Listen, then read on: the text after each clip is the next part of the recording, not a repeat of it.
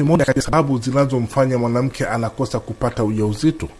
Ama imekuwa ni moja pia kati ya sababu za kumfanya mwanamke aweze kupata miscarriage. Okay. Yaani kwamba mwanamke anapopata ujauzito na anapokuwa na uvimbe kama huo, basi possibility ya ile mimba kuharibika inakuwa iko kubwa.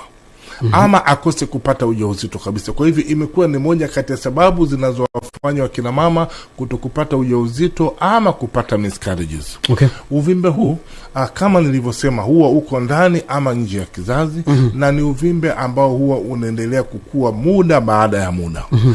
Uvimbe wa fibroid huwa unaanza kukua ukiwa mdogo katika kiwango cha milimita, na hivyo polepole pasipo kupata matibabu, basi utaendelea kukua mpaka utavuka katika kiwango cha sentimita. Na wakati inavyoingia katika kile kiwango cha sentimita, basi huwa unaendelea kukua kwa kasi kuliko wakati unavyokuwa ni mdogo kile kiwango cha milimita. Kwa hivyo uvimbe huu unavyozidi kuendelea kukua, ndivyo unavyozidi kuleta madhara kwenye kile kizazi cha mwanamke.